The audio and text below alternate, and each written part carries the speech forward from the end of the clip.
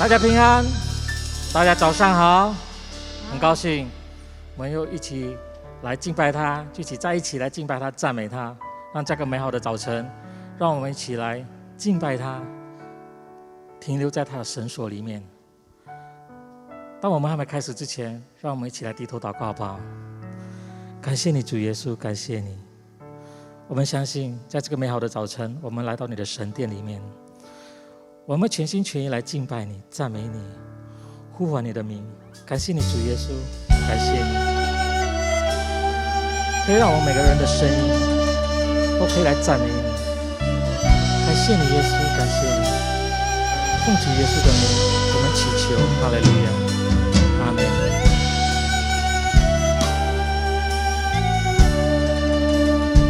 让我们每个人的心来到神所里面，来敬拜他，高举他的圣名。我来到你神所，敬拜在你那荣耀，我带着我生命来敬拜你耶稣。我敬拜你耶稣，我敬拜你，我敬拜你耶稣，我敬拜你，我敬拜你耶稣，将我的心献上来敬拜你，我敬拜你耶稣，我敬拜你耶稣，我敬拜你耶稣，我要举起双手来敬拜你。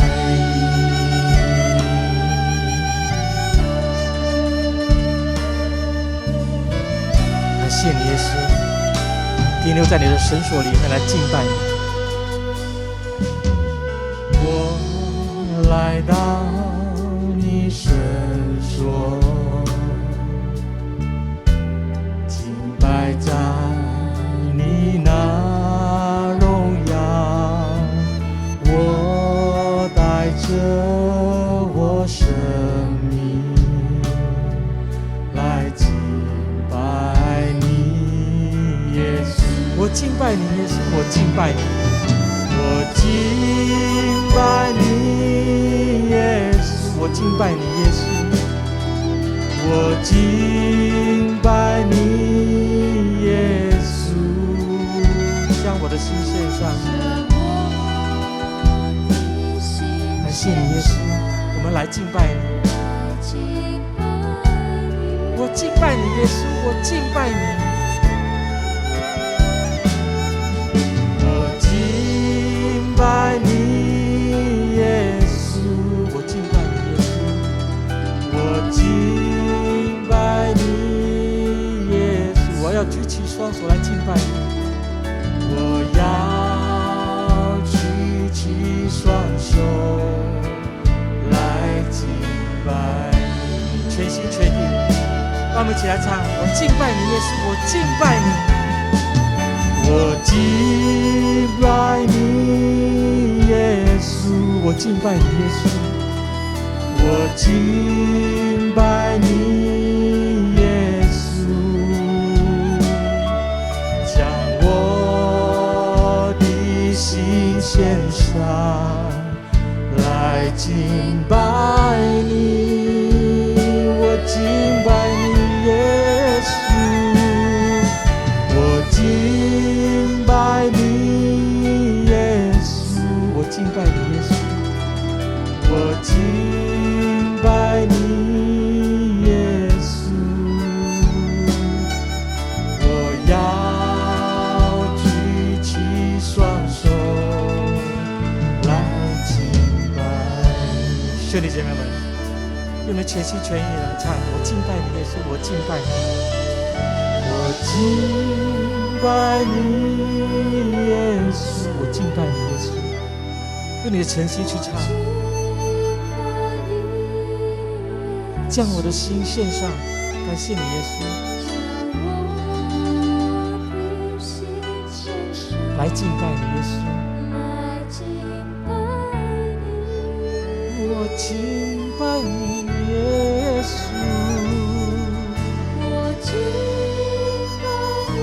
感谢你，耶稣，我敬拜你，全心全意来敬拜你。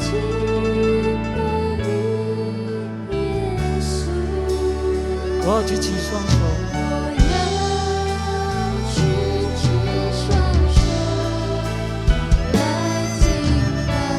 再多一次，用你的心去唱，我敬拜你，耶稣。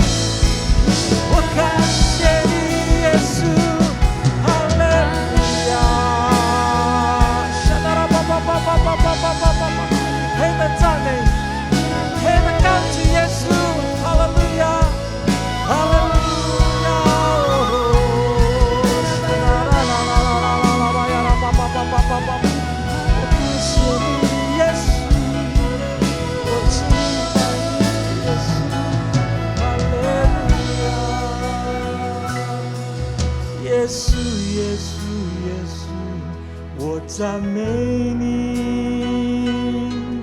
耶稣，耶稣，耶稣，我敬拜你，我一生一世永远侍奉你，耶稣，耶稣，我完全属于你。呼唤他的名，耶稣，耶稣，耶稣，耶稣，耶稣，我赞美你。哦，耶稣，耶稣，耶稣，我敬拜你。我一生一世永远侍奉你。耶稣，耶稣，我完全属于你。再对齐呼唤他的名，耶稣，耶稣，耶稣，耶稣，耶稣，我赞美你。耶稣，耶稣，耶稣，我敬拜你。我一生一世，我一生一世永远侍奉你。耶稣，耶稣，我完全属于你。再对着呼唤他的名，耶稣，耶稣，耶稣，耶稣，耶稣，我赞美你。哦，耶稣，耶稣，耶稣，我敬拜你。我一生一世永远侍奉你。耶稣，耶稣，我完全属于你。耶稣，耶稣，耶稣，我赞美你。哦，耶稣，耶稣，耶稣，我敬拜你。我一生一世永远侍奉你。耶稣，耶稣，我完全属于你。我一生一世永远侍奉你。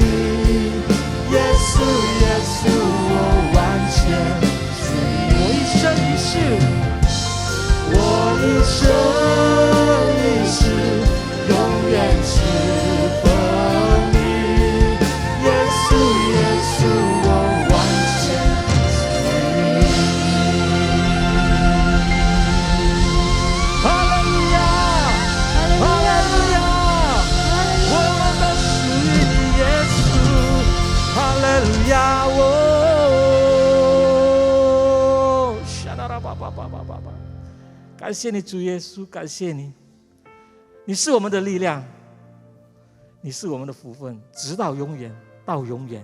我们相信，在这个时候，我们让圣灵来赞美他，让我们一起站起来，来敬拜他。哈利路亚，哈利路亚，哈利路亚，哈利路亚！感谢主耶稣，神是我们的力量，我们来敬拜他。让我们一起来拍手来赞美他，好不好？嘿！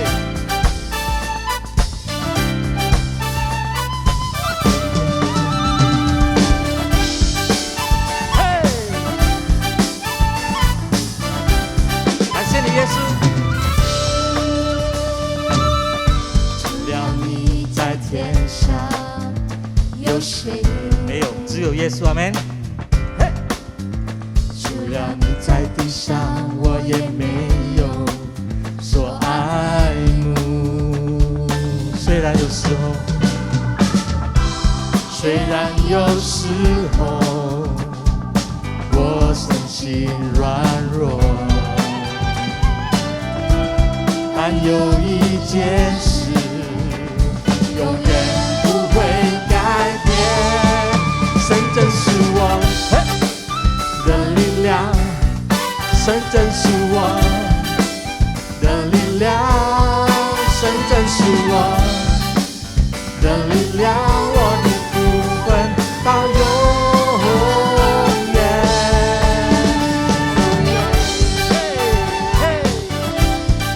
我们一起来唱吧！只要你在天上，只要你在天上，有谁？除了你在地上，除了你在地上，我也没有所爱慕。虽然有时候我身心软弱，虽然有时候我身心软弱，但有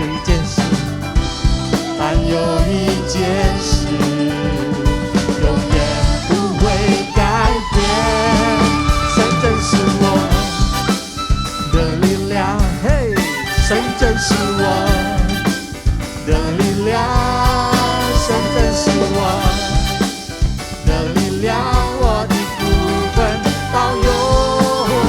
神真是我们，神真是我，嘿嘿的力量，神真是我的力量，神真是我的力量，我的福分到永。神真是我，解开好不好？神真是我的力量，神真是我的力量，哦，神真是我的力量，我的福分到永。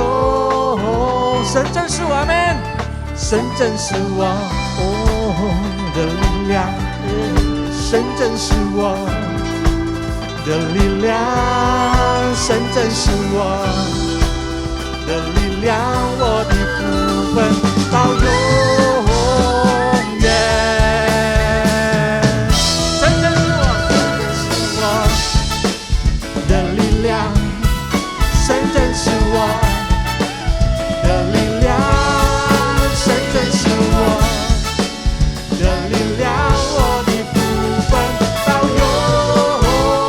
神真是我，神真是我的力量，神真是我的力量，神真是我的力量，我的福分到永远，到永远，到永远，到永远。嘿，感谢你，耶稣，是我的力量。哈利路亚，阿门，阿门，阿门，哈利路亚，哈利路亚，哈利路亚，哈利路亚，感谢主，感谢主，哈利路亚，哈利路亚，哈利路亚，感谢感谢主。我们相信你是我们的宝贵石架，当我们身心软弱的时候，你陪伴着我们，引导着我们。感谢你，主耶稣。每当我们想起你的慈爱、你的怜悯都与我们同在，我们感到很幸福。感谢你，耶稣。每当我想起你宝贵十架，为了我的过犯你受刑罚，为了我的医治你受鞭伤，为了我的救赎付上代价。每当我想起你牺牲的爱，我要高举双手献上敬拜，我的心要不停献上感谢。主耶稣，你为我做的一切，尊贵羔羊，尊贵羔羊，配得我赞美。荣耀君王，配得我尊崇，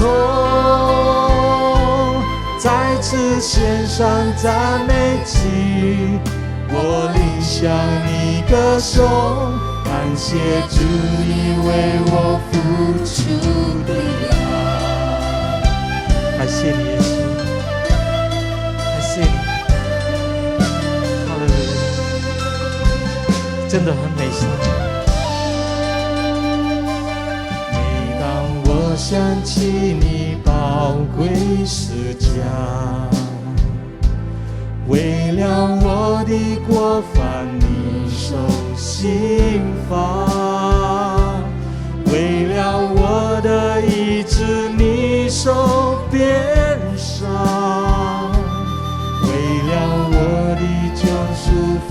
上代价。你让我想起你牺牲的爱，我要高举双手献上敬拜，我的心要不停献上感谢。主耶稣，你为我做的一切，尊贵羔羊，尊贵羔羊，配得我赞美。荣耀君王，荣耀君王，配得我尊崇。再次献上赞美祭，我领向你歌颂，感谢主你为我付出的爱。尊贵羔羊，一起来呼唤。尊贵羔羊，配得我赞美。荣耀君王，配得我尊崇。再次献上赞美祭，我领向你歌颂，感谢主你为我付出的爱。尊贵羔羊，配得我赞美。荣耀君王，荣耀君王，配得我尊崇。再次献上赞美祭，我领向你歌颂，感谢主你为我付出的爱。再多一次，尊贵羔羊，举起你的声来赞美他。尊贵羔羊，配得我赞美。荣耀君王，配得我尊崇。再次献上赞美祭，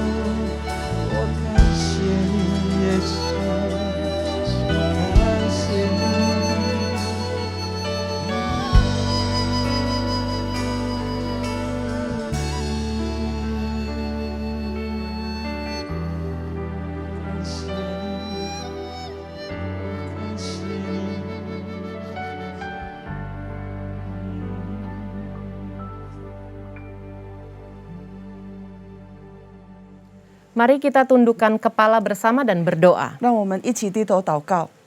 Bapa di dalam surga yang kami sembah dalam nama Tuhan 我 Yesus, 们所敬拜的天上的父， kami bersyukur kami memasuki bulan yang baru di tahun 2022 ini. 我们在2021年的时候，我们感谢你能够进入的新的一个月。 Dan itu berarti masih ada kepercayaan Tuhan di dalam hidup kami. 那也是代表说，主耶稣，你还是相信着我们。 Kami berjanji kami tidak akan menyia-nyiakan kepercayaan ini, tapi memberikan yang terbaik buat 我们 Tuhan. 承诺你，我们不会白费我们所有的每一天，但是我们要尽力而为。 Terutama melalui ibadah kami di hari Minggu ini, biarlah ini menjadi persembahan yang kudus dan berkenan 特别是 kepadamu. 在今天这一个礼拜的敬拜，我们要让它成为我们生命中的活祭。 Luruskan jalan kami, tegur kami kalau kami salah. 主耶稣，当我们错误的时候，你教导我们正轨我们的道路。 Sehingga di dalam tahun paradigma yang baru, kami pun diperbaharui. 甚至在这个新的观念的一年，我们也是被更新了。 Kami siap hanya di dalam nama Tuhan 我们 Yesus 预备好 Kristus. 了，奉主耶稣基督的圣 Kami 名， berdoa dan mengucap 我们 syukur. 祷告以及感恩。 Mari kita yang percaya katakan 让我们所相 sama-sama. 信者，请说 Amen. Amen。 Shalom. 大家平安。 Saya mengucapkan salam sehat juga buat Bapak Ibu Jemaat Mandarin 我 Service. 跟大家所有的弟兄姐妹们跟你们说，希望大家都是健健康康的。 Dan saya juga mengucapkan tetap semangat bagi Anda yang dalam masa pemulihan atau sedang isolasi 以 mandiri. 及我对于那一些正在要富裕的一些弟兄姐妹们，还有在隔离的，我跟大家说加油，鼓励大家。 Di bulan baru tahun 2022 ini, 在这个新的1月份，2022年， berarti kita sudah 65 hari menjalani the year of a new paradigm. 那么今年新的一年的观念，我们已经进入了25天。 Jadi saya sangat percaya makna dari paradigma baru telah kita kuasai. 那么我很相信的知道说，我们已经知道了去控制这个新的观点。 Sebagaimana diambil dari Roma 12 ayat yang kedua dari kata budi atau dalam bahasa aslinya menggunakan kata nous. 那就是像于在罗马书第12章第2节里面是说心意。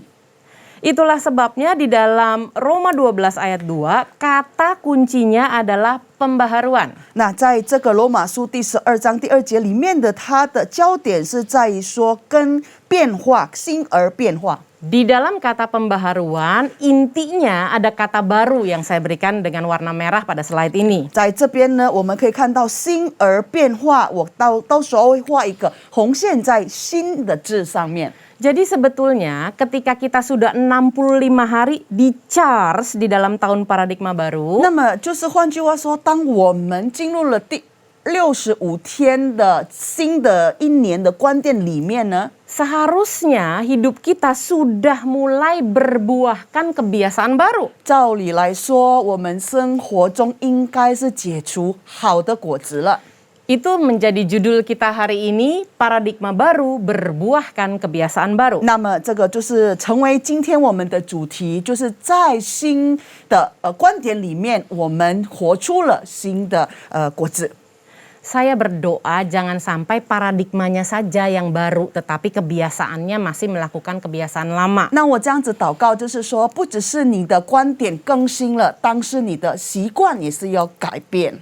Itu artinya masih ada keengganan dan masih ada kelalaian dalam kehidupan kita. 那换句话来说，在我们的人生中里面有一个不愿意的，还有我们做不到的。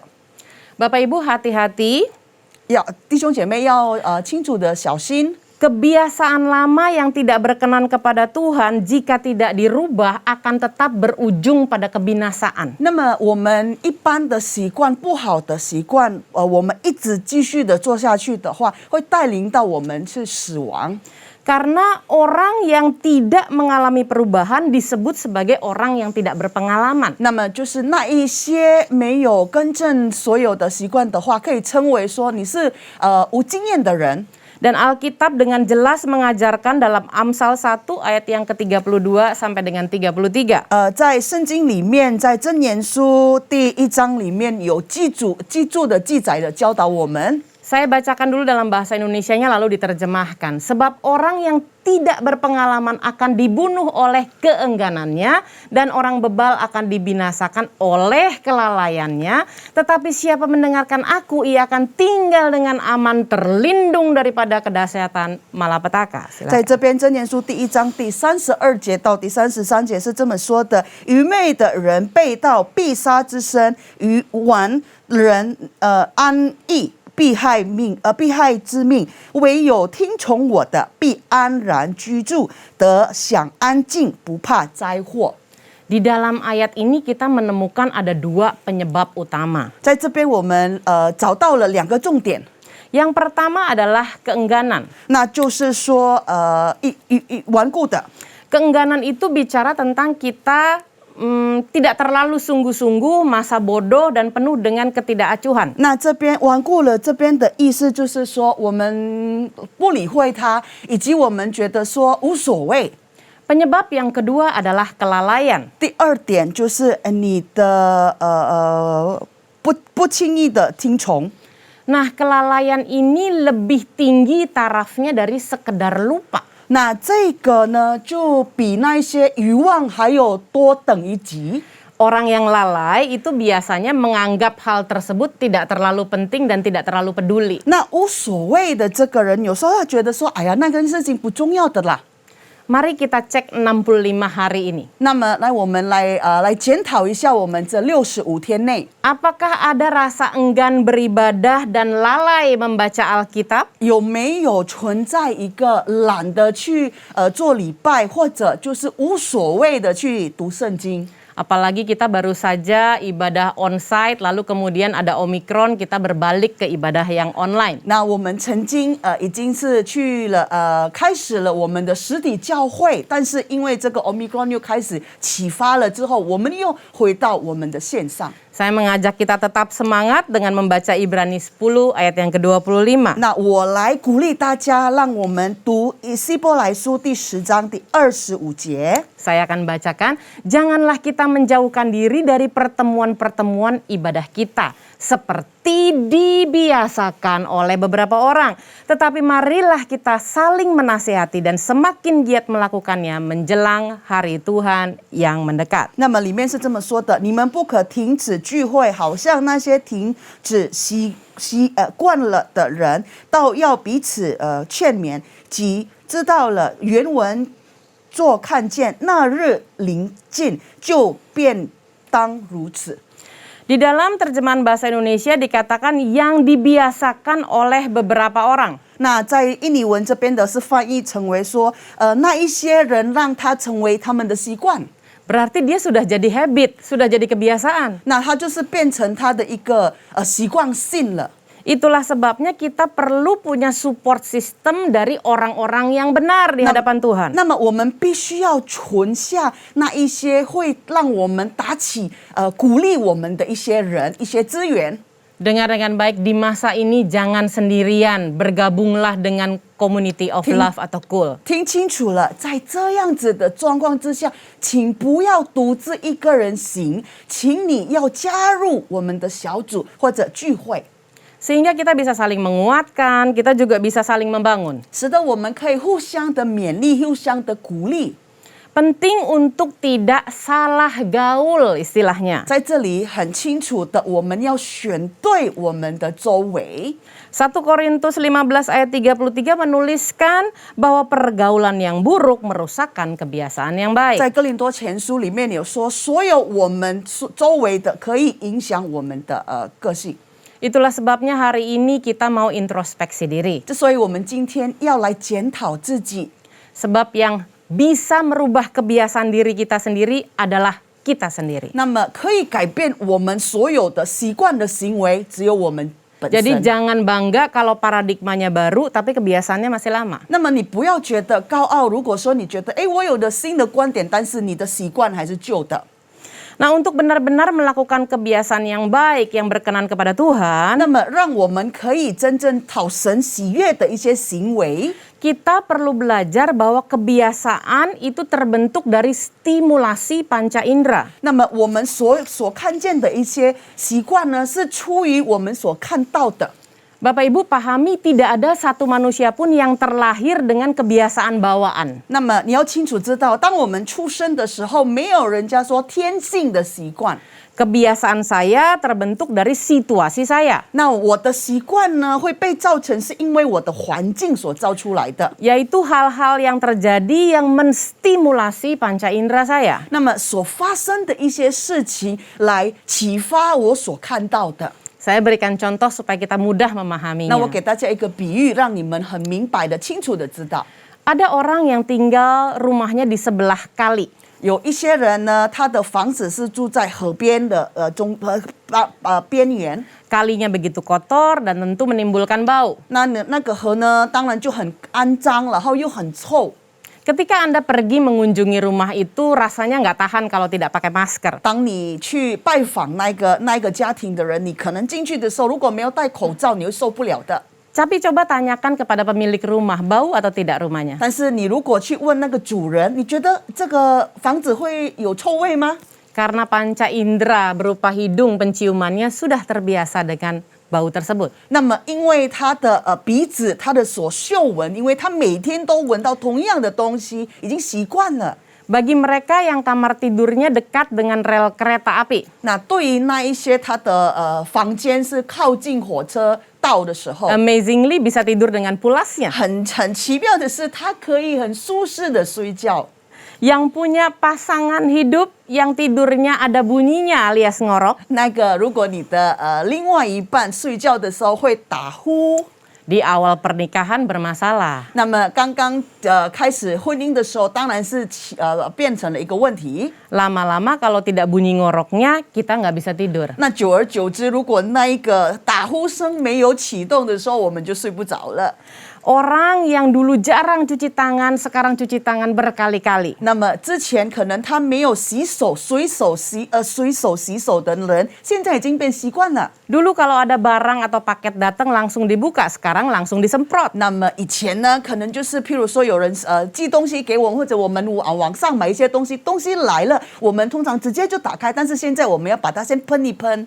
Kalau kita ke mall, sekarang kita tidak lagi membuka pintunya dengan tangan, tetapi dengan sikut. 那么去百货公司的是也一样，当我们打开那个百货公司的门，以前我们是用手掌去开，现在不是，它是用膝盖直接这样开的。 Jadi saya simpulkan habit atau kebiasaan dalam 3 poin. 那现在我再做一个结论，在3个重点。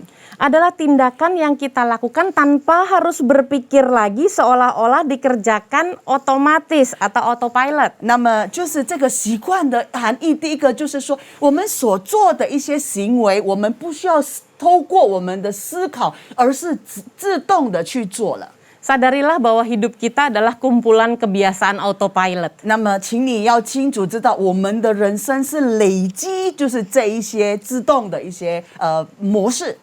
Banyak hal yang kita kerjakan sudah nggak pakai beban lagi, sudah tidak terpikir lagi. 那么很多事情我们去做的时候，不是因为我们思考了做了， Itulah yang disebut dengan kebiasaan. 那就是成为一个习惯。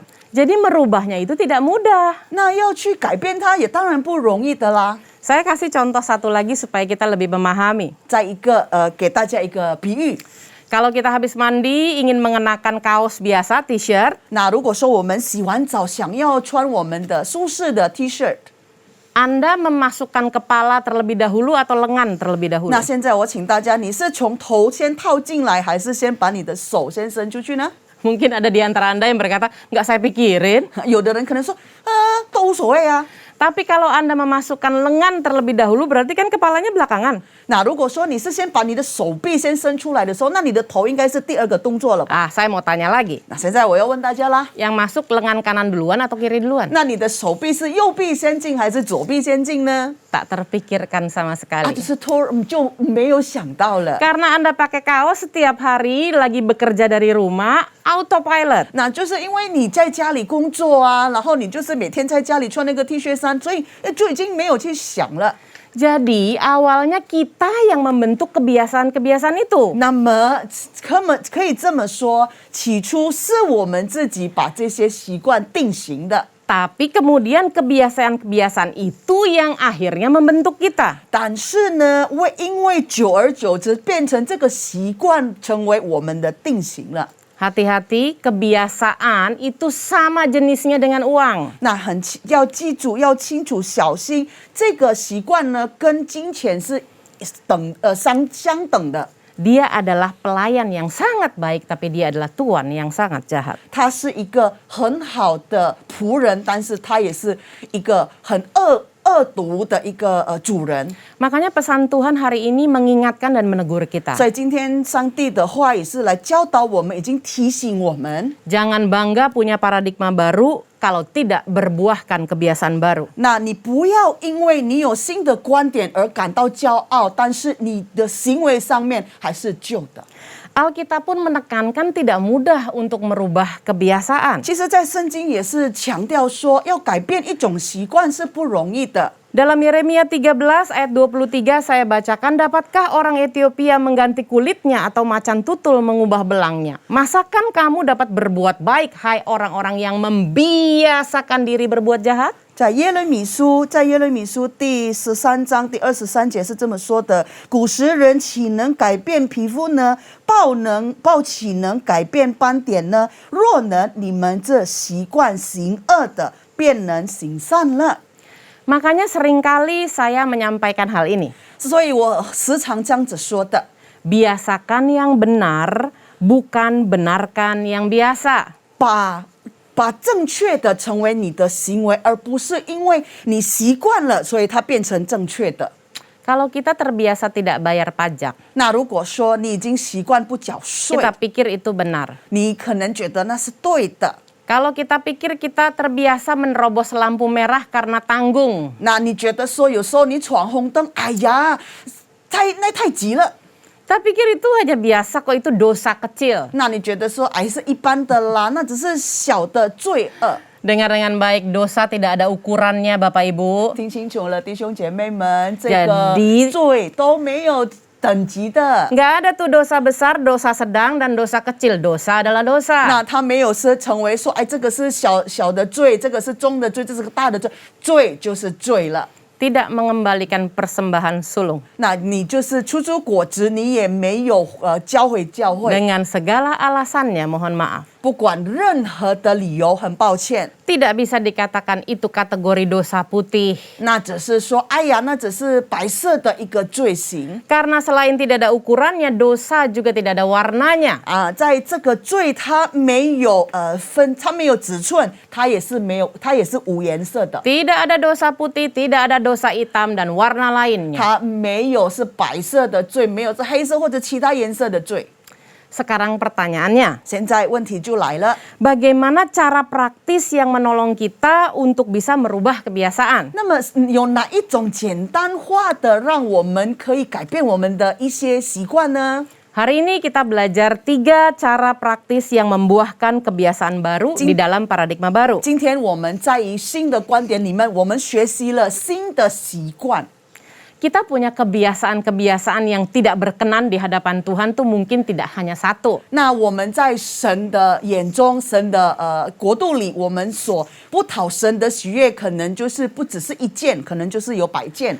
Tapi cara praktis yang pertama adalah Anda hanya memulai dengan satu kebiasaan terlebih dahulu. 那么现在第一个就是你要改变你的习惯呢，很简单，就是从一个习惯开始。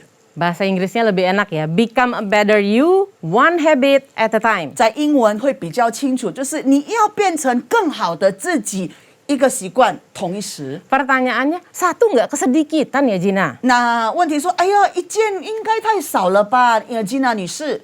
Ingat ya, Anda harus benar-benar berpengalaman supaya tidak enggan dan lalai. 那么你必须要真正的经历了，使得你不觉得这件事情是无所谓的。 Tahukah Anda, kata berpengalaman artinya orang itu melakukan lebih dari sekali. 那么在这个有经历里面，它的含义就是说，他重复的在做同样的事情。 Itulah sebabnya Kolose 3 ayat 10 berkata, saya bacakan, dan telah mengenakan manusia baru yang terus-menerus diperbaharui untuk memperoleh pengetahuan yang benar menurut gambar Khaliknya. 那么在科罗西书在第3章第10节是这么说的：穿上了新人，这新人在知识上渐渐的更新，正如照他主的形象。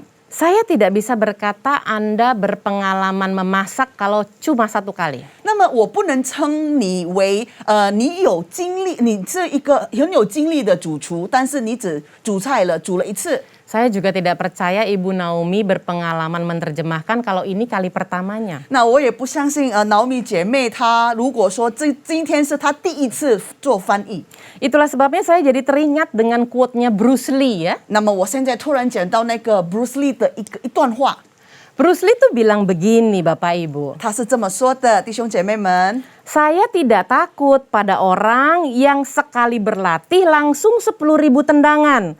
Tapi saya takut pada orang yang berlatih 1 macam tendangan saja tapi 10.000 kali. 那么他是这么说的：我对于那一些练习了1次，但是可以踢出10万的脚拳，我怕对于那一些如果他只练1次，但是他有100样的拳。 Kenapa sih saya katakan 1 dulu mulainya? 那为什么我说我强调的第1次？ Karena yang namanya kebiasaan yang baru itu masih butuh kedisiplinan. 那因为这个新的习惯，它是必须要遵守的。 Disiplin artinya bayar harga. 那么你要遵守它，你就是要付出代价。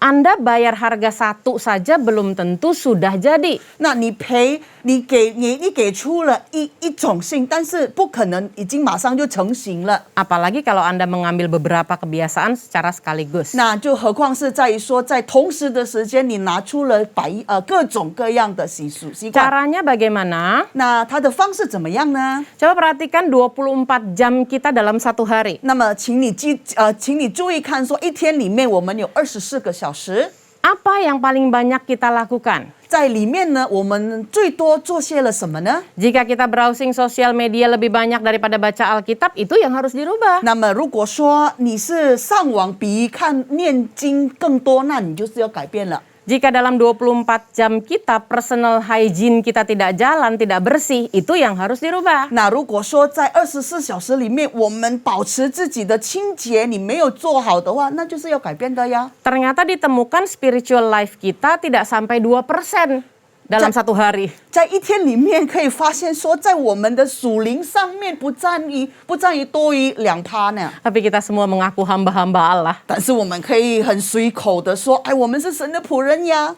Jadi 1 dulu untuk dirubah. 但是在现在呢，要改变，从1件开始。 Lalu kemudian cara praktis yang kedua. 那是第2个方式，简单化的第2个方式。 Dari 1 kebiasaan yang Anda pilih tadi, buatlah 2 macam 那 listnya. 么从你刚才选出的一种习惯，你把它分别做2个表格， Namanya to-do list dan not to-do list. 那你就给它命名为该做的跟不该做的。 Saya percaya yang to-do list itu sudah terlalu mainstream ya, sudah Nah. biasa. 那就是我相信那个该做的应该是普通一般而已。 Tapi yang not to-do list ini jarang kita buat. 那么在这个不该做的，通常我们都没有习惯去做它。 Padahal justru kegagalan kita mengubah kebiasaan baru ada di sini, di dalam not to-do 那 listnya. 其实呢，让我们失败了改变我们的新的习惯呢，就是存在这个不该做的表格里面。 Saya sarankan ini masih di awal-awal tahun, buatlah list ini sebagai resolusi 2022. 那么我建议大家，因为这个是刚刚开始的一年，所以我建议大家能够做这2种表格，让你能够改变你今年的2022年的所有的生活活动。 Resolusi itu di dalam terjemahan artinya kualitas dari keputusan pasti untuk melakukan to do atau untuk tidak melakukan sesuatu not to do. 那这个呢，可以讲到说，你一个决定的质量，你决定了该做或者不该做的事。 Saya berikan contoh lagi supaya memudahkan. 我给大家一个比喻，让大家比较容易明白。 Dalam hal spiritual, kayaknya pingin deh baca Alkitab sampai habis tuntas lagi. 那在一个属灵上面的，你觉得说，我应该要把整本的圣经再次读完。Mestinya kan kita bagi setiap hari berapa pasal. 那应该是我们要给他每一天都分了几章几章几节几节。 Bahkan di CK7 menyediakan online Bible study. 那在我们的教会这个读经呢，它有提供大家就是在线上读经， Tapi dalam 24 jam 但是在24小时内， yang kita lakukan scrolling sosial media, kita bisa tuh 2 jam baca Alkitab 15 menit aja udah enggan. 当我们上网的时候，2个小时我们都可以保持住，但是在读经的时候，可能15分钟就不想做了。 Makanya ya, kalau hanya bikin to-do list mungkin paradigma kita baru. 那如果说你只是做这一边的该做的，可能你的观点当然是新的啦。 Tapi dengan membuat not to-do list, kita bisa lihat sudah jadi kebiasaan baru atau belum. 那但是当你在做不该做的一个表格里面，你们可以经查了我们自己，我们到底做了什么了。 Contoh yang kedua adalah kita ingin punya waktu keluarga yang lebih baik. 那第二个例子就是说，我们想要有一个家庭的时间更多， Tapi justru karena ada work from home, 就是因为有在家工作， kita jadi over committed kepada pekerjaan lalu mengorbankan waktu keluarga. 变成我们比较投入在我们的工作，那我们就忽略了我们的家庭。 Di masa pandemi hidup kita sudah mulai tidak seimbang. 那在我们的这个疫情当中，我们的人生已经失去了平衡， Tidak ada lagi istilah 9 to 5. 那已经没有开始那个工作的时间9点到5点的工作时 Sekarang 间。 dari terbit matahari sampai terbenamnya tetap online. 那就是现在就变成说，从太阳升出到太阳落地，那就是工作跟工作。 Jujur di hadapan Tuhan, sudah berapa banyak meja makan yang berubah menjadi meja kerja? 那现在坦白的说，在你们家中，你该吃饭的饭桌变成工作桌了呢？ Sudah berapa banyak kamar tidur yang diisi dengan setiap pekerjaan kita? 那再一次问大家说，你那个房间该有的功能，现在变成了你工作的工作的范围。 Saya berikan contoh yang terakhir ya. Oke, Kita Taja. pingin financial kita bertambah, edukasi kita bertambah, kita nabung, pengen masuk program pasca sarjana. 那我们有一个计划性的，就是关于我们的经济上面或者我们学业上面的突破，我们要有一个存款。 Tapi selalu hadir dalam program pasca season alias sale. 但是在我们的人生中，突然间就会发生，就是说，换季了，有大减价了呢。 Nggak boleh lihat tanggal cantik, tanggal 22 bulan 2 tahun 2022 sale. 那不可以看到漂亮的数字，像今天不是，譬如说22022022这漂亮的日子，可能百货公司会用这个机会来做打减价。 Terus datang ke Tuhan. Tuhan, aku belum bisa nabung, berkatilah. Kata Tuhan, sudah, kamu yang tidak bisa memanage. 那来到神的面前，主啊，我没办法存钱，但是神说已经有了，是你自己管理不好的。 Jadi yang hari ini kita pelajari adalah cara praktis. 那么今天我们所学的就是简单化的。 Yang pertama, mulailah dengan satu 第一 kebiasaan. 个就是从一件开始， Yang kedua, Anda harus buat 2 macam listnya. 那第二个就是你该做2种表格。 Yang ketiga adalah Anda harus mengaktifkan etika kerja sehingga Anda konsisten dalam melakukannya. 那第3点就是说，你必须要把你的工作的态度给它启发起来，使得你可以很平均平衡的去进行着。 Anak Tuhan harus punya etika kerja yang excellent. 神的儿女必须要有完整的、完美的一个工作的态度， Karena kita adalah anak terang di dalam kegelapan. 因为在黑暗里面，我们是光明之子。 Ada 5 etika atau etos kerja yang kita perlu 那 pelajari. 么这边我有5件是你该学习的工作的态度。 Yang pertama, jangan malas, kerjalah dengan keras. 第二个，你不可以偷懒，你应该要勤劳的工作。 Tuhan sudah investasi banyak dalam kehidupan kita. 在我们的人生中，神已经投资了许多， Kerjalah dengan keras, dengan rajin. 必须要用勤劳的去完成你的工作。 Tapi kerja keras saja tidak cukup, kita juga harus kerja dengan cerdas. 那有勤劳的工作也不够，但是你必须要有智慧的去工作。 Kerja cerdas termasuk mendahulukan agendanya Tuhan, bukan agenda kita. 那在这边，有智慧的工作是把神的计划先进行，不是我们的计划。Lalu kemudian yang ketiga, kerjalah dengan tuntas dan jangan menunda. 那第三个就是说，该把你手边的工作先完成，不要一再拖再拖。 Orang yang kerja tuntas, saya percaya kapasitasnya lebih besar untuk menerima kepercayaan baru. 那么我相信那一些手边所交给他的工作做完整了，必定还会人家必定还会给他大的责任。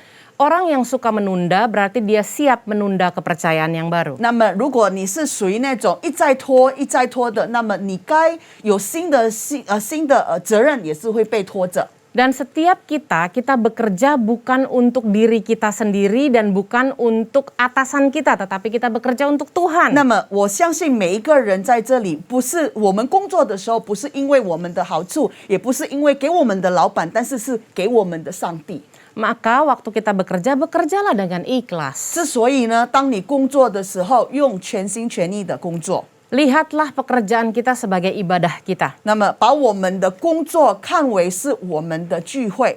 Kolose 3 ayat 23 berkata, apapun juga yang kamu perbuat, perbuatlah dengan segenap hatimu seperti untuk Tuhan dan bukan untuk manusia. 那么在哥罗西书里面3章第23节有说过，无论做什么都要从心里做，像是给主做的，不是给人做的。 Inilah makna yang sesungguhnya tentang pembaharuan budi. 那么这个就是说，真正的含义对于心而变化的心。 Ketika Anda bekerja all out, 那当你工作的时候，请全心全意的付出。 itu menutup 5 etos kerja dengan kerja berkualitas. 那这个就把所有刚才我们说的5种工作的态度完美的去进行了。 Jangan lupa price follow quality, harga ngikutin kualitas. 请不要忘记了，这个价格是随着质量， Jangan menjadi penuntut berkat, 不要成为只是一直讨祝福的人， tapi berkualitaslah dalam ibadahmu kepada Tuhan. 让你的敬拜，让你的赞美成为你最好的品质。 Saya akan tutup di pernyataan ini sebelum kita berdoa. 那我们祷告之前，我要用这段话来结束我们的聚会。 Siap-siap berkat yang akan mengejar orang yang berkualitas. 请准备好了，那一些有品质的人，祝福是会追随着你们的。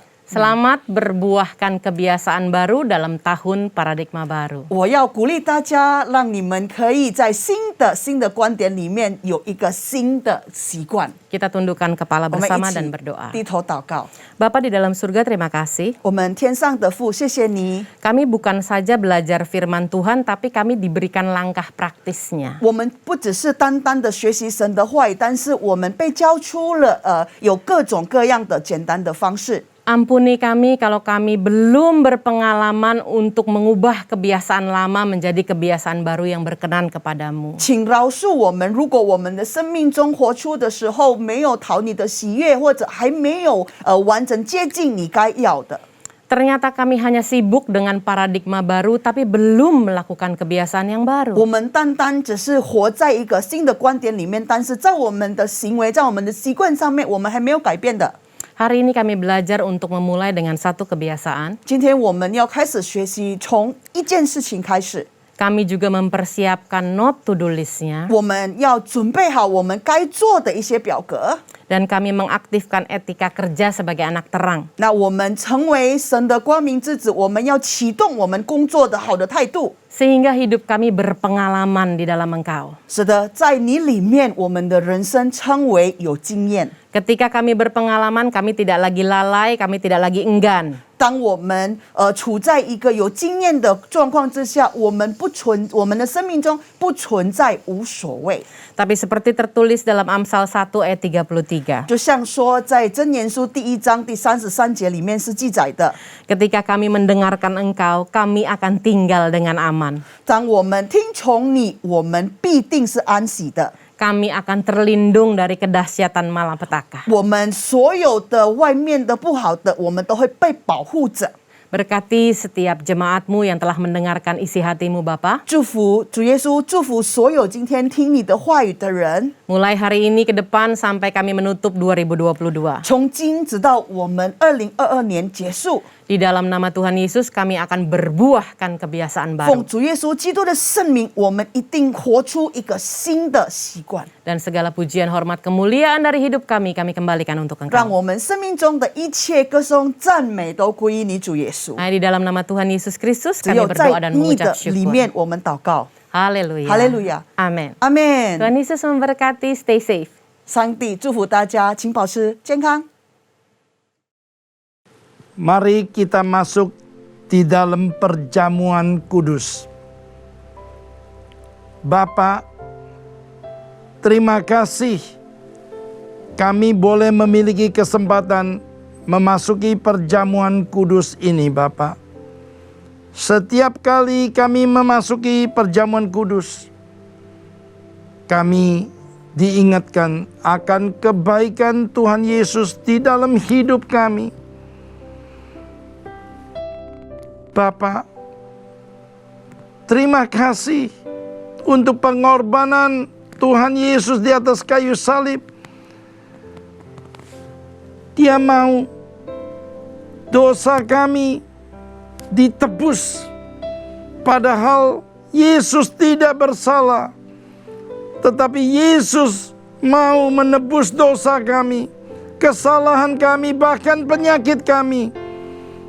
Dia mau tebus dengan jalan disalibkan di atas Golgota.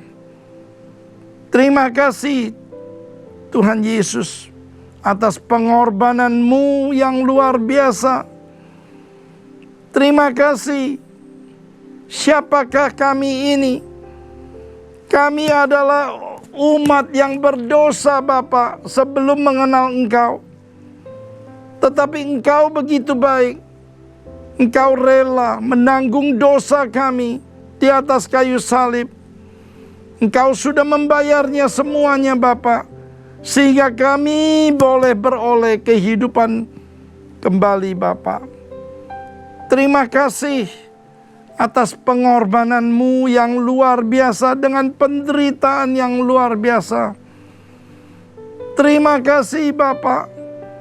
Terima kasih Roh Kudus. Sebelum kami menerima perjamuan kudus ini, sesuai dengan firman Tuhan, kami perlu introspeksi diri kami sendiri. Bila kami kedapatan masih berdosa, masih melakukan kesalahan di hadapan Engkau, ampunilah kami, Bapa. Ampunilah kami, Bapa. Ampunilah kami, Tuhan, supaya kami diizinkan masuk di dalam perjamuan kudus ini. Terima kasih, Bapa. Terima kasih, Roh Kudus. Terpuji senantiasa firman-Mu. Haleluya.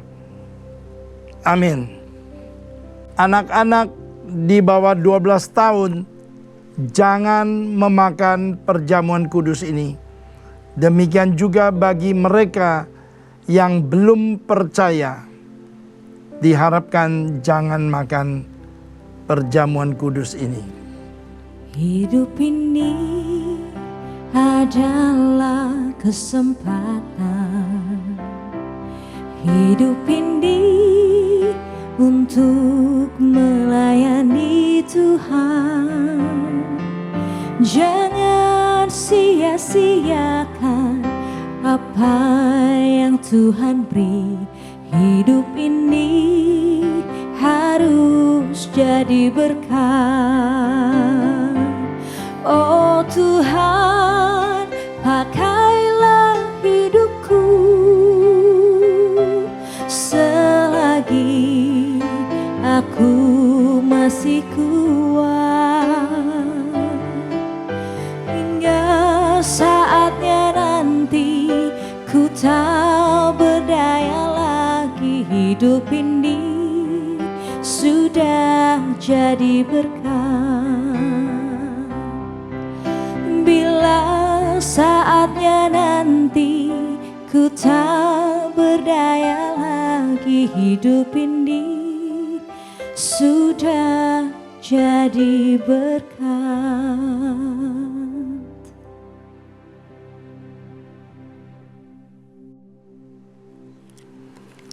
Mari kita angkat roti di tangan kanan kita tinggi-tinggi. Inilah tubuhku yang diserahkan kepada kamu. Perbuatlah ini menjadi peringatan akan aku. Saudara yang dikasihi Tuhan Yesus, bukankah roti yang kita pecah-pecahkan ini adalah persekutuan kita dengan tubuh Kristus? Mari kita makan dalam nama Tuhan Yesus.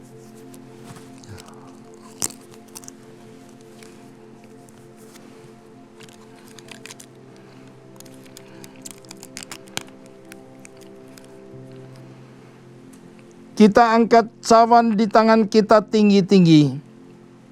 Demikian juga ia mengambil cawan sesudah makan, lalu berkata, cawan ini adalah perjanjian baru yang ditematreikan oleh darahku. Perbuatlah ini setiap kali kamu meminumnya, menjadi peringatan akan aku. Saudara yang dikasihi Tuhan Yesus, bukankah cawan pengucapan syukur yang atasnya kita ucapkan syukur adalah persekutuan kita dengan darah Kristus? Mari kita minum dalam nama Yesus.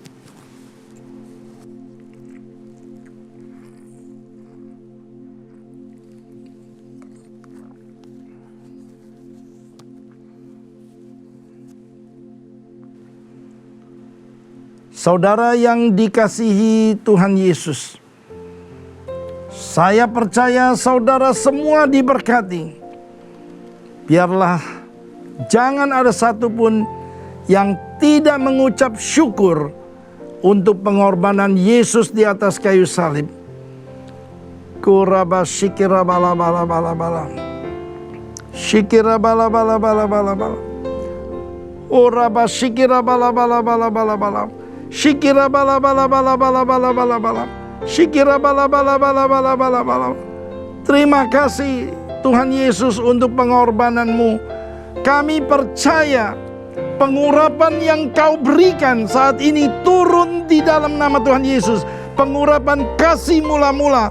Kasih mula-mula. Terima. Terima. Terima. Terima. Terima. Terima. Terima kasih Yesusku, terima kasih Yesusku. Puji syukur hanya bagi Tuhanku. Terima kasih Yesusku, terima kasih Yesusku.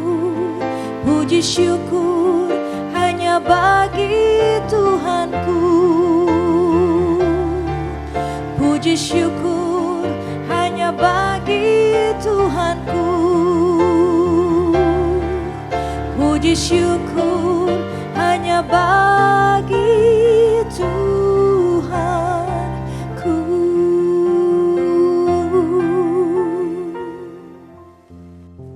Oleh darah-Mu kami diselamatkan. Oleh darah-Mu kami diperdamaikan, sehingga kami boleh memanggil Engkau ya Aba, ya Bapa. Terima kasih Bapa. Sekarang tiba saatnya Engkau akan mencurahkan berkat yang berlimpah-limpah kepada semua suami yang mengangkat tangannya di hadapan-Mu. Berkati mereka Bapa. Jadikanlah mereka yang mengangkat tangannya nabi, raja, dan imam di dalam keluarga mereka. Berkati kesehatan mereka, berkati usaha mereka, apa yang mereka kerjakan senantiasa berhasil Bapa. Terima kasih Bapa. Sekarang para istri-istri, ibu rumah tangga angkat tanganmu di hadapan Tuhan Yesus.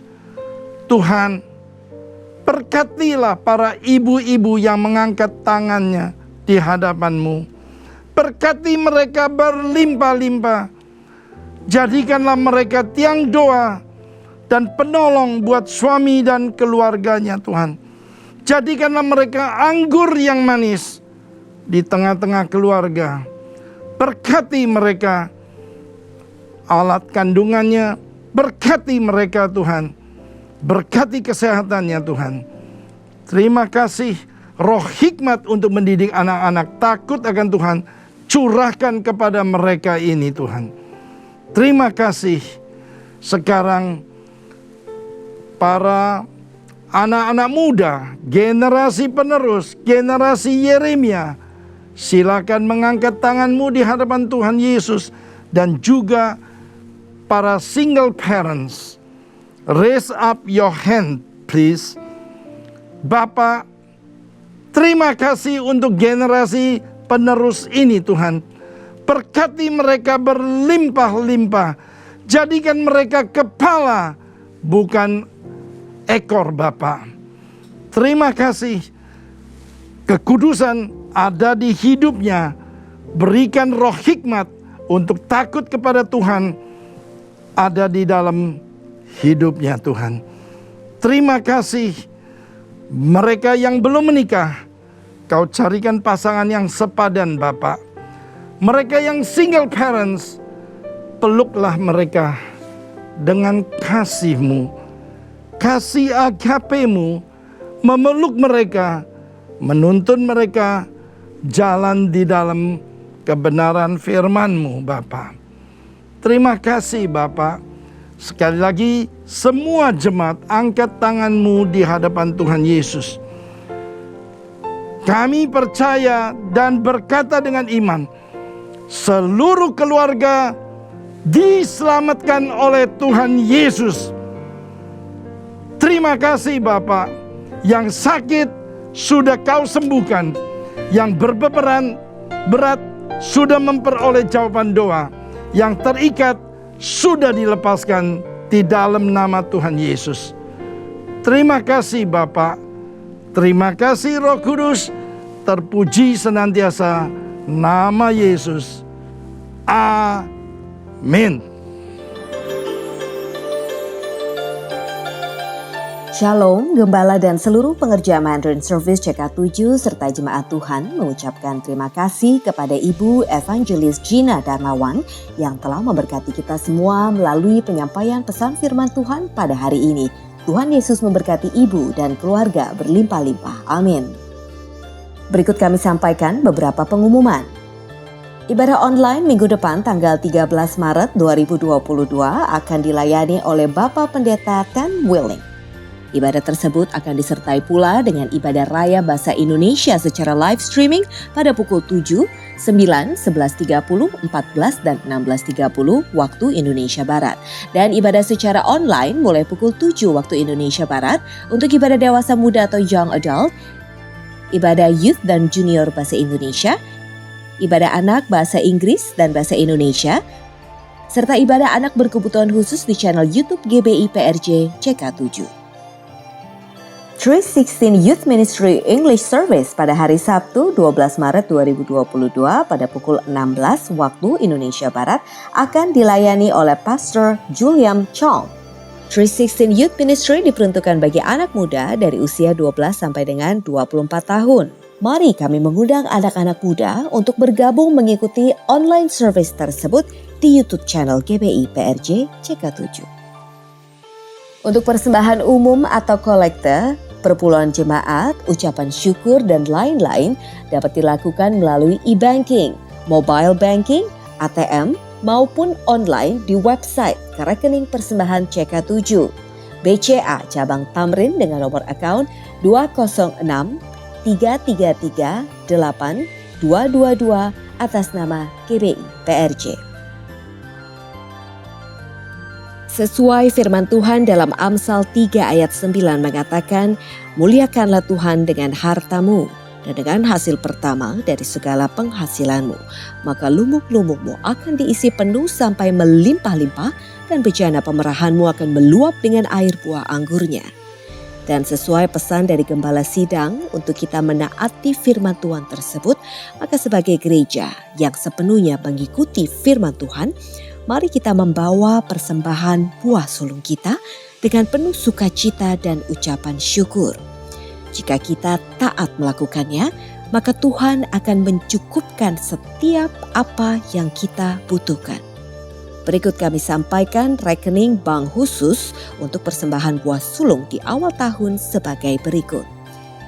BCA Cabang Tamrin dengan nomor akaun 206-322-2020 atas nama GBI PRJ Mandarin Service.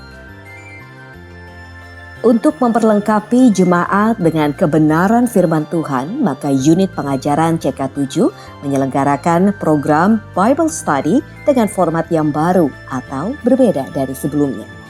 Selain mengupas firman Tuhan secara berurutan, kami juga berusaha menyampaikannya secara praktis dan aplikatif, dan di dalam Bible Study yang akan datang kita juga akan ada pujian penyembahan sehingga kita bisa merasakan hadirat dan jamahan Tuhan sebelum kita memulai pengupasan firman Tuhan. Program Bible Study ini diadakan setiap hari Senin sampai dengan hari Sabtu, kecuali hari Minggu dan hari libur nasional ditiadakan, yang diadakan setiap pukul 20 waktu Indonesia Barat dimulai dari hari Senin 4 April 2022 via YouTube channel GBI PRJ CK7. Bagi Bapak Ibu yang ingin bertanya lebih detail dan lebih dalam lagi, dapat menghubungi nomor WhatsApp yang tertera di layar Bapak Ibu.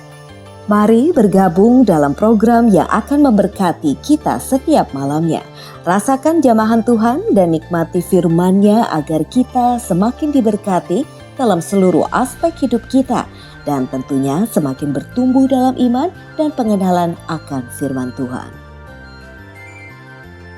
Untuk KUL Gabungan Mandarin Service akan diadakan pada hari Kamis 10 Maret 2022 pada pukul 19 waktu Indonesia Barat yang akan dilayani oleh Bapak Pastor Randy Junaidi BSC. KUL tersebut diadakan melalui aplikasi Zoom. Untuk informasi link, ID serta password Zoom dapat menghubungi nomor WhatsApp di 081 21 286 4902. Dan bagi jemaat KUL yang membutuhkan dukungan doa serta ingin memberikan kesaksian di KUL Mandarin, dapat menghubungi Ibu Jocelyn di nomor WA 0878 8861 2777. Sehubungan dengan semakin meningkatnya penyebaran pandemik COVID-19 varian Omicron, maka demi kebaikan serta kesehatan pengerja dan jemaat, maka untuk sementara waktu, ibadah raya on-site ditiadakan dan pengerja serta jemaah dapat beribadah secara live streaming pukul 7, 9, 11.30, 14 dan 16.30 melalui YouTube channel GBI PRJ CK7. Pemberitahuan perkembangan ibadah on-site akan kami umumkan lebih lanjut di news ibadah online, apps GBI PRJ CK7, website www.gbiprj.org, serta social media dari masing-masing cabang di bawah CK7. Unit pelayanan Jemaat CK7 kembali akan mengadakan penyerahan anak CK7 secara online via Zoom. Pendaftaran dibuka mulai hari Minggu 27 Februari 2022 pada pukul 21 waktu Indonesia Barat. Pelaksanaan penyerahan anak diadakan pada hari Sabtu 19 Maret 2022 pada pukul 10 waktu Indonesia Barat.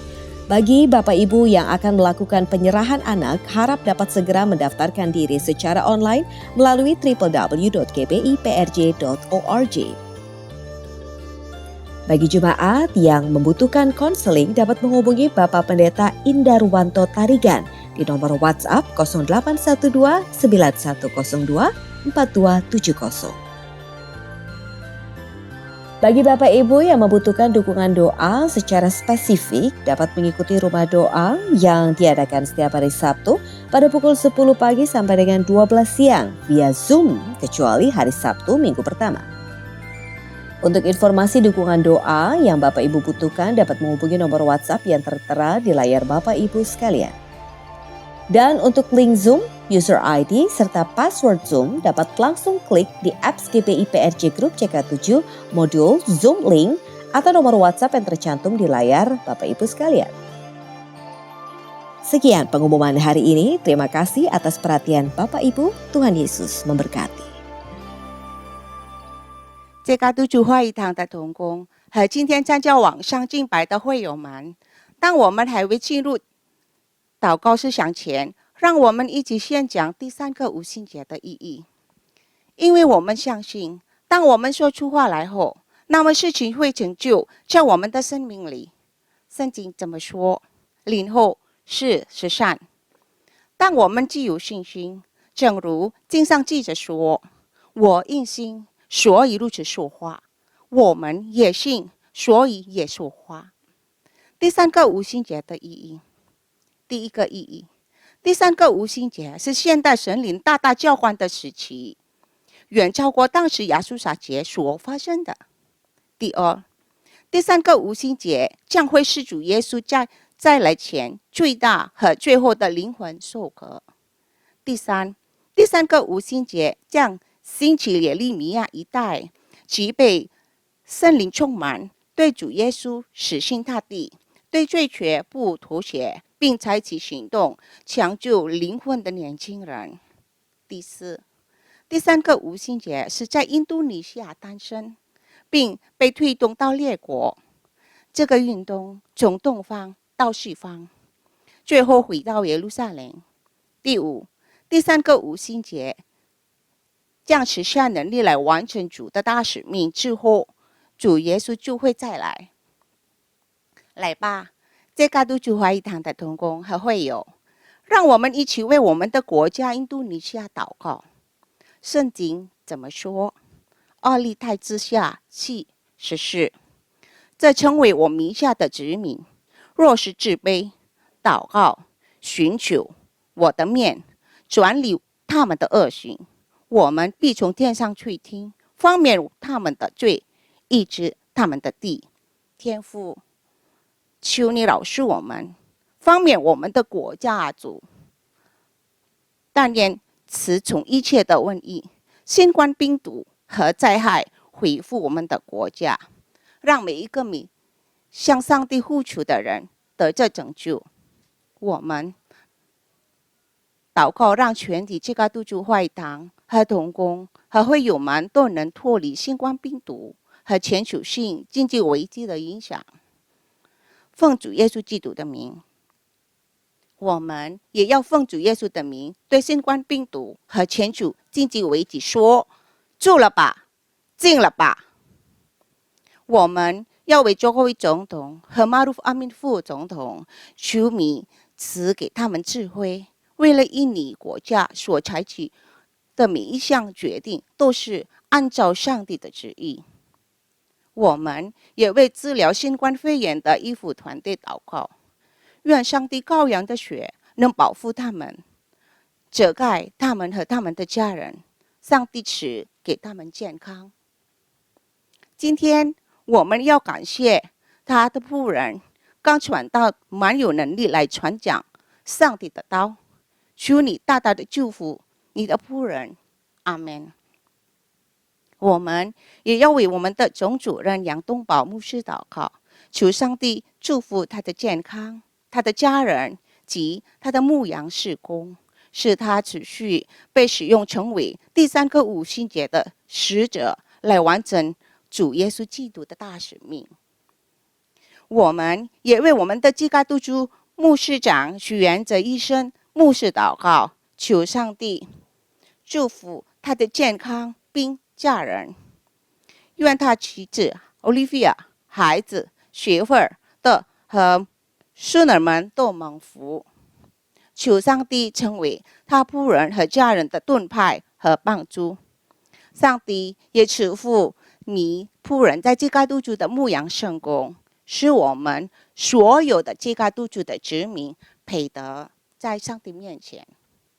我们也为波德里教会、省的教会、奥德罗伯大学和世界福音联盟祷告，愿上帝使用他们赢得更多的灵魂。也为在基督徒兴起耶利米亚一代祷告，求上帝大大的使用他们。我们也为每一位同工和在今天基督徒参加网上敬拜的会友们祷告，我们也为有病的祷告，上帝已经医治他们，但中但得，求上帝赐给他们安息。需要答案的，上帝已经应允他们。奉主耶稣基督的名，让每一位求上帝的子民能脱离全球性的经济危机和疾病。上帝大大的祝福他们，阿们。全体同工和这个对主会堂的会友，请举手领受上帝通过他仆人这个对主牧者来祝福。 Terimalah berkat yang berlimpah-limpah dari Allah Bapa, kasih karunia di dalam anaknya yang tunggal, Yesus Kristus, persekutuan yang manis dengan Roh Kudus menyertai kita mulai saat ini, sampai Tuhan Yesus datang kembali untuk kedua kalinya, menjemput kita di awan-awan yang permai, bahkan untuk selama-lamanya. Semua yang percaya katakan, amin. Tuhan memberkati saudara-saudara sekalian. God bless you all. Shalom semuanya. Tahun 2022 adalah tahun paradigma yang baru. Secara umum, arti dari paradigma adalah sebuah cara orang memandang sesuatu. Paradigma yang dimiliki seseorang mempunyai peranan penting untuk menentukan bagaimana ia bersikap kepada kejadian yang dialami dan meresponi hal-hal yang terjadi dalam hidupnya. Saat kita mendengar mengenai paradigma yang baru, tentu kita berpikir, jika ada paradigma yang baru, pasti ada paradigma yang lama. Mari kita bandingkan keduanya. Perbedaan pertama adalah paradigma lama adalah hasil kejatuhan manusia di dalam dosa. Sedangkan paradigma baru ada proses manusia menerima karya salib Kristus di kayu salib. Perbedaan kedua, paradigma lama berasal dari dunia, sedangkan paradigma baru berasal dari Bapa di sorga. Perbedaan yang ketiga, manusia yang memakai paradigma lama berpandangan semua untuk diri sendiri. Sedangkan orang percaya yang memakai paradigma yang baru mempunyai fokus untuk menyenangkan Tuhan. Perbedaan yang keempat, tujuan dari manusia yang memakai paradigma lama hanya semata-mata ingin dihormati dunia. Di sisi lain, orang percaya yang memakai pandangan yang baru mempunyai tujuan untuk membawa penghormatan hanya kepada Tuhan. Perbedaan yang terakhir, manusia yang memakai paradigma lama melakukan hal-hal baik hanya supaya tidak masuk neraka dan takut tidak diberkati. Di sisi lain, orang yang percaya yang memakai paradigma baru mempunyai motivasi untuk berbuat baik karena mereka sudah diselamatkan oleh Tuhan dan melakukannya dengan sukacita karena mereka mengasihi Tuhan. Jadi, setelah kita mengetahui perbandingan antara paradigma lama dengan paradigma baru di dalam Tuhan, tentu kita ingin hidup di dalam paradigma baru. Pertanyaannya, bagaimana kita bisa hidup dalam paradigma yang baru di dalam Tuhan? Yuk kita lihat contoh dari seorang bernama Zakheus. Zakheus adalah seorang pemungut cukai yang hidup di kota Yeriko, di mana pada zaman itu pemungut cukai dipandang hina karena dianggap melakukan pemerasan. Namun suatu kali, saat mendengar Yesus datang ke kotanya, dia memanjat sebuah pohon supaya bisa melihat Yesus. Perjumpaan dengan Yesus terjadi saat itu. Setelah bertemu dengan Tuhan Yesus, paradigmanya berubah. Tukang peras ini seketika menjadi murah hati. Saat itu juga dia berkata bahwa setengah harta miliknya akan diberikan kepada orang miskin. Dan jika ada yang pernah diperasnya, akan dikembalikan 4 kali lipat.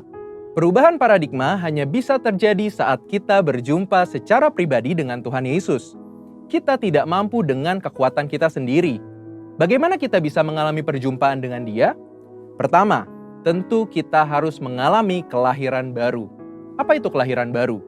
Waktu kita mengakui dosa-dosa kita, menerima karya Tuhan Yesus yang mati di atas kayu salib untuk setiap kita, kemudian mengundang Tuhan Yesus untuk masuk ke dalam hati kita sebagai Tuhan dan Juru Selamat kita pribadi, dikatakan bahwa kita mengalami satu proses kelahiran baru yang supranatural. Firman Tuhan katakan bahwa orang-orang yang percaya dan menerima Tuhan Yesus diberikan kuasa untuk menjadi anak-anak Allah. Di samping itu, Tuhan Yesus mengatakan sebelum Dia naik ke sorga bahwa kita tidak ditinggalkannya sendiri. Dia menjanjikan seorang penolong, yaitu Roh Kudus. Roh Kudus yang dicurahkan pada hari Pentakosta 2000 tahun yang lalu, kini ada bersama dengan kita. Bahkan sesuai dengan yang disampaikan oleh gembala pembina kita Pak Niko, bahwa kita sedang dalam masa Pentakosta yang ketiga, di mana Roh Kudus sedang dicurahkan dengan dahsyat yang akan membangkitkan generasi Yeremia yang mencintai Tuhan Yesus dan menghasilkan penuaian jiwa yang terbesar dan yang terakhir. Roh Kuduslah yang akan memberikan kuasa kepada setiap kita untuk mengalami perubahan paradigma. Seperti yang dikatakan oleh Rasul Paulus, supaya kita tidak menjadi serupa dengan dunia ini, tetapi berubah dalam pembaharuan budi sehingga kita dapat mengetahui kehendak Allah, apa yang baik, yang berkenan kepada Allah, dan yang sempurna. Inilah paradigma yang baru itu. Namun, selain kita mengalami perubahan paradigma karena menerima anugerah keselamatan di dalam Tuhan Yesus dan pertolongan Roh Kudus, kita juga perlu berusaha untuk tidak menjadi serupa dengan dunia ini. Hal penting yang harus kita ingat adalah kita hidup di dunia ini hanya sementara. Firman Tuhan katakan, dunia ini sedang lenyap dengan segala keinginannya, tetapi orang yang melakukan kehendak Allah tetap ada untuk selama-lamanya. Biarlah kita fokus kepada kekekalan dan hidup selalu untuk melakukan kehendak Allah. Satu lagi, kita mengalami perubahan paradigma saat kita membaca firman Tuhan atau Alkitab. Membaca Alkitab dengan tekun akan merubah cara pandang kita menjadi sesuai dengan kehendak Allah. Karena di dalam Alkitablah dituliskan semua kehendak Allah bagi setiap kita. Nah, karena kita sudah lahir baru, sudah menerima Roh Kudus dan kuasanya yang dahsyat di masa Pentakosta ketiga ini, yang perlu kita lakukan supaya memiliki paradigma yang baru ialah, yang pertama, hidup tidak serupa dengan dunia ini. Yang kedua, tekun membaca dan mempelajari Alkitab. Dan yang ketiga, ikuti tuntunan Roh Kudus setiap hari. Mari kita hidup dalam paradigma yang baru dengan sukacita karena Tuhan Yesus sungguh mengasihi setiap kita. Untuk artikel lengkapnya dari tim teologi kami, silahkan klik link yang ada di atas atau scan QR Code yang tersedia. Tuhan Yesus memberkati. 神真是我的力量，神真是我